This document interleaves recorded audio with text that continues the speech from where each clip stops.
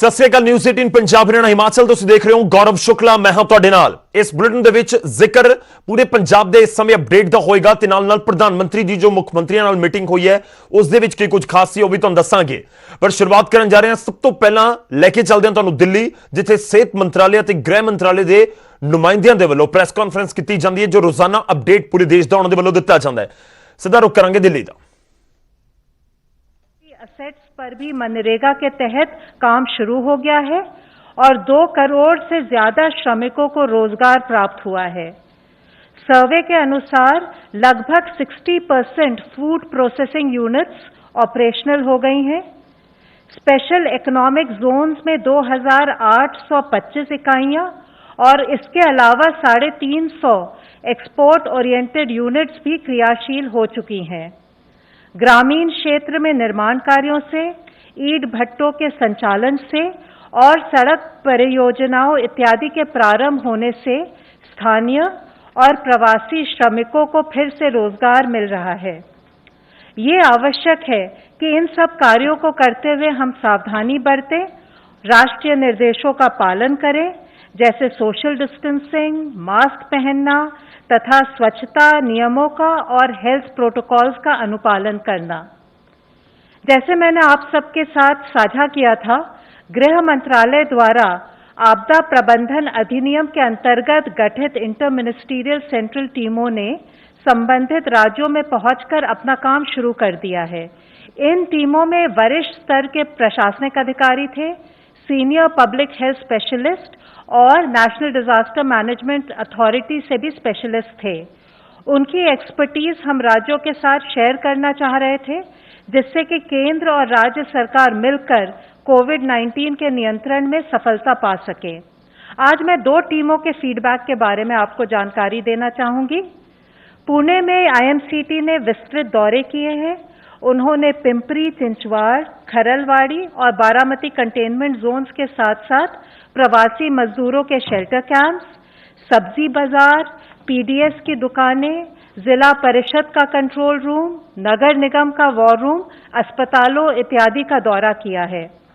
IMCT ने पाया कि पुणे में कोविड-19 का डबलिंग रेट 7 दिन है, जो बाकी देश की तुलना में थोड़ा सा ज्यादा है, और जहां देश में 23 सैंपल पर कोविड पॉजिटिव केस का एवरेज है, वहां पुणे में 9 सैंपल पर कोविड पॉजिटिव केस है।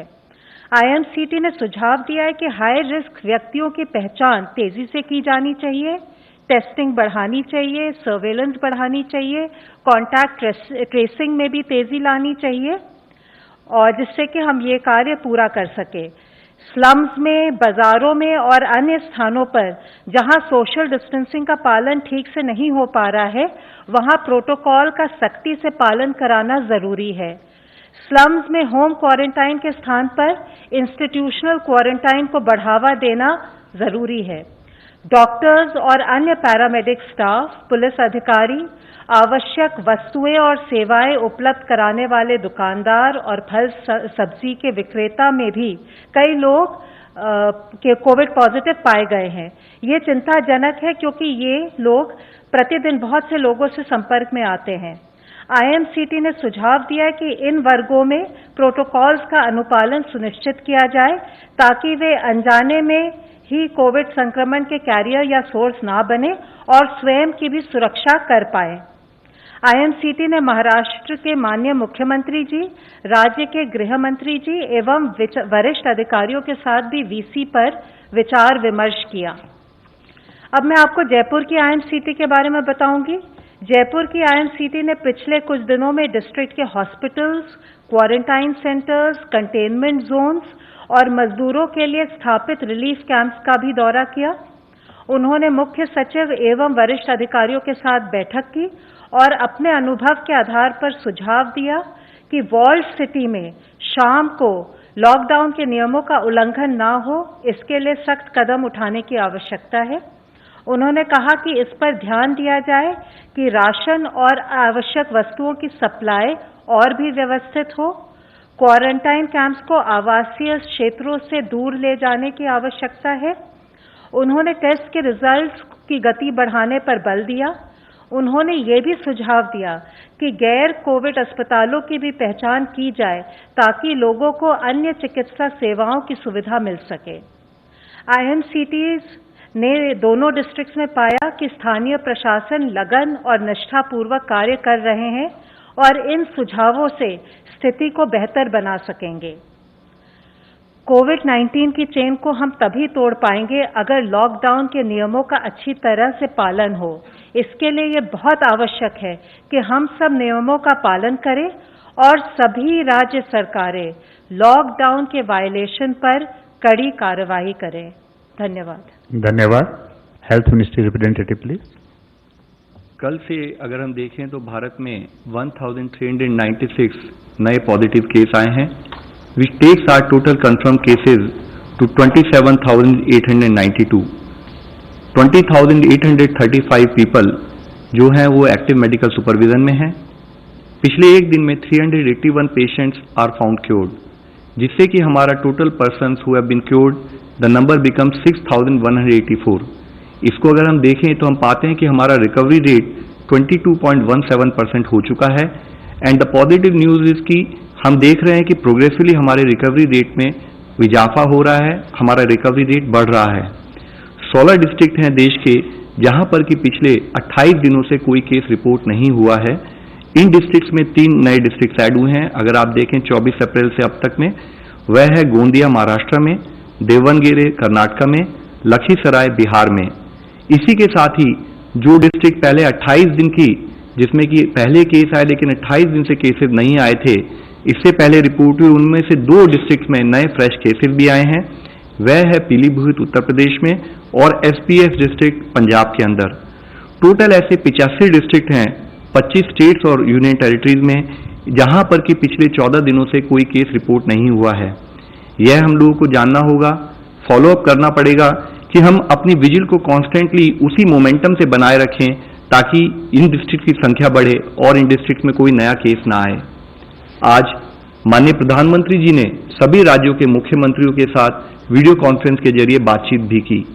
उन्होंने राज्य के मुख्यमंत्री से कहा कि वह सजग रहें, सचेत रहें। रेड जोन और ऑरेंज जोन में पड़ने वाले सभी जिलों में सख्ती रखते हुए chain of transmission of virus इसको ब्रेक किया जाए। ग्रीन जोन में जिला एडमिनिस्ट्रेशन सर्विलेंस पर फोकस रखते हुए अलर्ट रहे ताकि उस जिले में यह संकट प्रवेश न करे।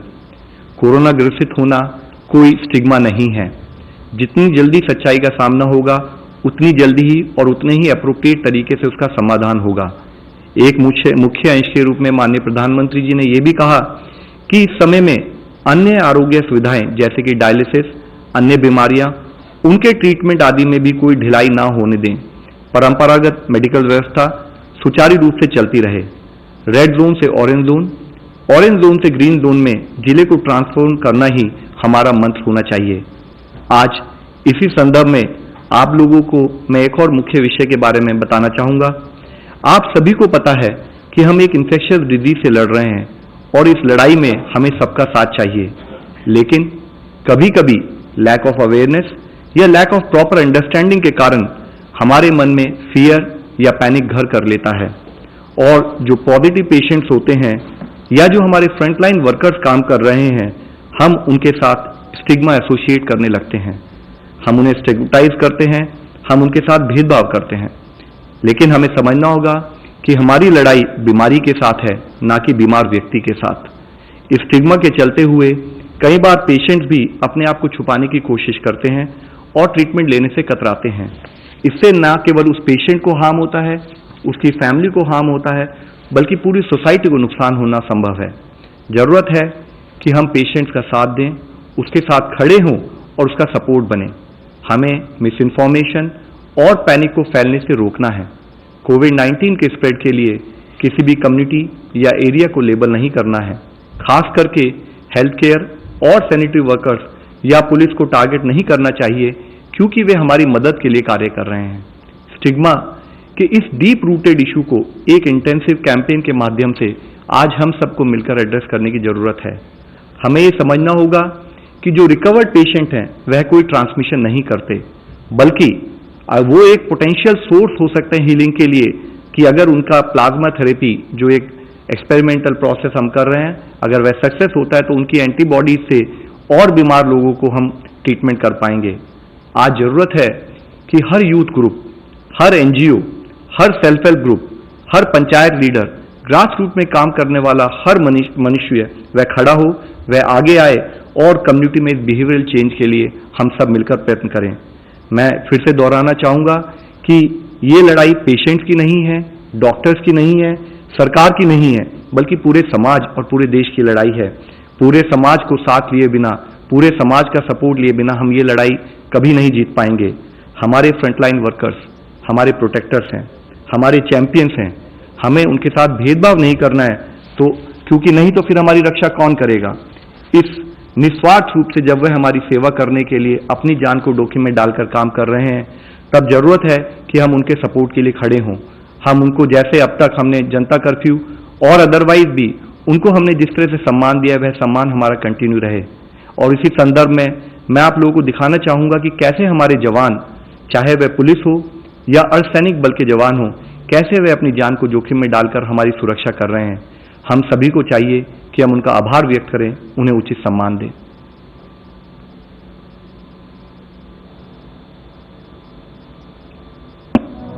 मुश्किल कितनी भी गहरी हो, डरना हमें जचा नहीं। डर के आगे घुटने टेके ऐसे मरना जचा नहीं। आंधी हो या तूफान हो, चलना अपना मकसद है। गहरा हो कितना भी अंधेरा, हमें ठहरना जचा नहीं। देश पर जब भी संकट के बादल घिरते हैं, देश के जवान एक सुरक्षा ढाल बनकर हर आपदा के सामने खड़े हो जाते हैं। ये शूरवीर कोविड-19 के खिलाफ जंग में भी अपनी जान की बाजी लगाकर भी अपना कर्तव्य पालन कर रहे हैं। चाहे क्वारंटाइन सेंटर्स के आसपास सुरक्षा के चाक चौबंद इंतजाम हो या लॉकडाउन का पूरी मुस्तैदी के साथ पालन कराना हो, अपना हर फर्ज पूरी शिद्दत के साथ ये कर्मवीर निभा रहे हैं। प्रधानमंत्री नरेंद्र मोदी के एक आह्वान पर सुरक्षाकर्मी, पुलिस के जवान, सेना और अर्धसैनिक बलों के जवान राष्ट्र सेवा में जुट गए। कोरोना संक्रमण से बचने के लिए मास्क की जरूरत हर जगह पड़ रही है। ये जनसेवक न केवल खुद मास्क मुहैया करा रहे हैं, बल्कि कई जगह तो खुद पुलिसकर्मी इन्हें बना रहे हैं। न केवल जरूरी चीजें मुहैया कराने में और सुरक्षा व्यवस्था को मुस्तैद बनाने में इन पुलिसकर्मियों और जवानों ने मिसाल पेश की है, बल्कि उससे भी एक कदम आगे जाकर कई पुलिसकर्मी इंसानियत की मिसाल पेश कर रहे हैं। फिर वो चाहे लॉकडाउन में किसी मासूम बच्चे के लिए जन्मदिन पर शुभकामना संदेश भेजना हो या फिर गीत गाकर लोगों की हौसला अफजाई करनी हो। इंदौर के पास राव में 13 साल की स्नेहा अपने जन्मदिन पर अकेला महसूस कर रही थी। स्नेहा ने पुलिस कंट्रोल रूम फोन किया। इसकी जानकारी फ्लैग मार्च कर रहे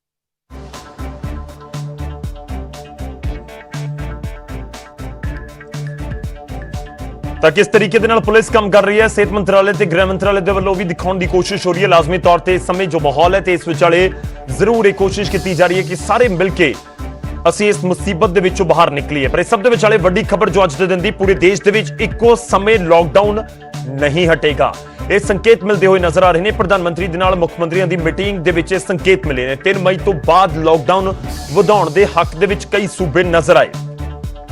4 ਸੂਬਿਆਂ ਦੇ ਵਿੱਚ ਪ੍ਰਧਾਨ ਮੰਤਰੀ ਤੋਂ ਲਾਕਡਾਊਨ ਵਧਾਉਣ ਦੀ ਮੰਗ ਕੀਤੀ ਗਈ ਹੈ। ਲਾਕਡਾਊਨ ਦੇ ਨਾਲ ਦੇਸ਼ ਨੂੰ ਫਾਇਦਾ ਹੋਇਆ। ਪ੍ਰਧਾਨ ਮੰਤਰੀ ਇਹ ਵੀ ਜ਼ਿਕਰ ਕਰਦੇ ਨਜ਼ਰ ਆਏ ਤੇ ਨਾਲ ਹੀ ਉਹਨਾਂ ਨੇ ਕਿਹਾ ਕਿ ਰੈੱਡ, ਔਰੇਂਜ ਅਤੇ ਗ੍ਰੀਨ ਜ਼ੋਨ ਦੇ ਲਈ ਸੂਬੇ ਆਪਣੀ ਨੀਤੀ ਬਣਾਉਣ ਕਿ ਕਿਵੇਂ ਅੱਗੇ ਤੁਰਿਆ ਜਾਵੇ। ਹਿਮਾਚਲ ਦੇ ਮੁੱਖ ਮੰਤਰੀ ਜੈਰਾਮ ਠਾਕੁਰ ਨੇ ਵੀ ਲਾਕਡਾਊਨ ਵਧਾਉਣ ਦਾ ਸੁਝਾਅ ਦਿੱਤਾ। ਹਿਮਾਚਲ ਦੇ ਲਈ ਵੈਂਟੀਲੇਟਰ ਮੁਹੱਈਆ ਕਰਵਾਉਣ ਦੀ ਮੰਗ ਵੀ ਉਹਨਾਂ ਦੇ ਵੱਲੋਂ ਰੱਖੀ ਗਈ। ਉਧਰ ਪ੍ਰਧਾਨ ਮੰਤਰੀ ਮੋਦੀ ਨੇ ਹਿਮਾਚਲ ਦੇ ਐਕਟਿਵ ਕੇਸ ਫਾਈਂਡਿੰਗ ਮੁਹਿੰਮ ਦੀ ਪ੍ਰਸ਼ੰਸਾ ਵੀ ਕੀਤੀ ਹੈ। ਹਰਿਆਣਾ ਦਾ ਜ਼ਿਕਰ ਕਰੀਏ ਤਾਂ ਹਰਿਆਣਾ ਦੇ ਮੁੱਖ ਮੰਤਰੀ ਮਨੋਹਰ ਲਾਲ ਨੇ ਕਿਹਾ ਕਿ ਹਰ ਹਾਲਾਤ ਦੇ ਨਾਲ ਨਜਿੱਠਣ ਦੇ ਲਈ ਉਹ ਤਿਆਰ ਨੇ। ਪੰਜਾਬ ਦੇ ਮੁੱਖ ਮੰਤਰੀ ਕੈਪਟਨ ਅਮਰਿੰਦਰ ਸਿੰਘ ਇਸ ਗੱਲਬਾਤ ਦੇ ਵਿੱਚ ਸ਼ਾਮਲ ਨਹੀਂ ਹੋਏ ਕਿਉਂਕਿ ਅੱਜ ਗੱਲਬਾਤ ਵਾਲੇ ਮੁੱਖ ਮੰਤਰੀਆਂ ਦੀ ਲਿਸਟ ਦੇ ਵਿੱਚ ਉਹਨਾਂ ਦਾ ਨਾਮ ਨਹੀਂ ਸੀ। ਅੱਜ 9 ਮੁੱਖ ਮੰਤਰੀ ਮਿਲੇ ਵੱਖ-ਵੱਖ ਸੂਬਿਆਂ ਦੇ ਤੇ ਉਹਨਾਂ ਦੇ ਵਿੱਚ ਕੈਪਟਨ ਅਮਰਿੰਦਰ ਸਿੰਘ ਇਹ ਕਹੀਏ ਕਿ ਪੰਜਾਬ ਦਾ ਨਾਮ ਨਹੀਂ ਸੀ। ਜਲਦ ਮੁਲਾਕਾਤ ਦੁਬਾਰਾ ਹੋਵੇਗੀ ਤੇ ਮੁੱਖ ਮੰਤਰੀ ਕੈਪਟਨ ਅਮਰਿੰਦਰ ਸਿੰਘ ਵੀ ਮੁਲਾਕਾਤ ਕਰਨਗੇ। ਦੇਖਣਾ ਹੋਵੇਗਾ ਕਿ ਪੰਜਾਬ ਨੂੰ ਲੈ ਕੇ ਕੀ ਕੁਝ ਆਪਣਾ ਸੁਝਾਅ ਦਿੰਦੇ ਨੇ ਕਿ ਲਾਕਡਾਊਨ ਵਧਾਇਆ ਜਾਵੇ ਜਾਂ ਨਾ ਵਧਾਇਆ ਜਾਵੇ।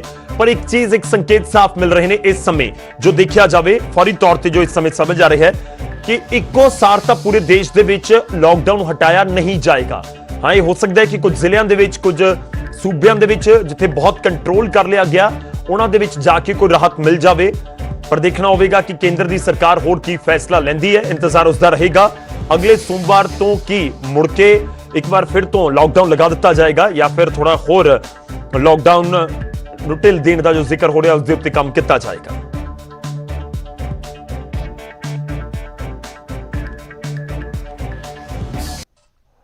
ਤਾਂ ਮੀਟਿੰਗ ਦੇ ਵਿੱਚ ਪ੍ਰਧਾਨ ਮੰਤਰੀ ਕੀ ਕੁਝ ਬੋਲੇ ਨੇ ਉਹ ਵੀ ਤੁਹਾਨੂੰ ਦੱਸਦੇ ਹਾਂ। ਵੱਡੀਆਂ ਗੱਲਾਂ ਜੋ ਮੀਟਿੰਗ ਦੇ ਵਿੱਚ ਹੋਣ ਦੀਆਂ ਰਹੀਆਂ ਨੇ, ਲਾਕਡਾਊਨ ਖੁੱਲ੍ਹਣ ਨੂੰ ਲੈ ਕੇ ਨੀਤੀ ਤਿਆਰ ਕਰਨੀ ਹੋਵੇਗੀ।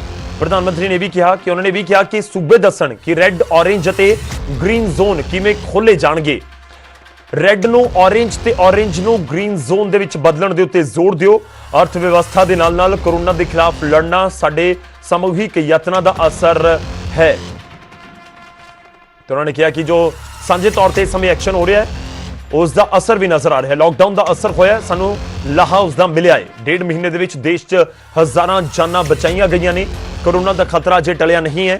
ਹੋਰ ਸੁਚੇਤ ਹੋਵੋ, 2 ਗਜ ਦੀ ਦੂਰੀ ਦੇ ਮੰਤਰ ਦਾ ਪਾਲਣ ਜ਼ਰੂਰੀ ਹੈ। ਮਾਸਕ ਸਾਡੇ ਜੀਵਨ ਦਾ ਹੁਣ ਅਹਿਮ ਹਿੱਸਾ ਹੋਣਗੇ। ਆਰਥਿਕ ਪੱਧਰ ਦੇ ਉੱਤੇ ਚਿੰਤਾ ਦੀ ਗੱਲ ਨਹੀਂ, ਹਾਲਾਤ ਠੀਕ ਨੇ। ਇਹ ਵੀ ਪ੍ਰਧਾਨ ਮੰਤਰੀ ਦੇ ਵੱਲੋਂ ਜ਼ਿਕਰ ਕੀਤਾ ਗਿਆ।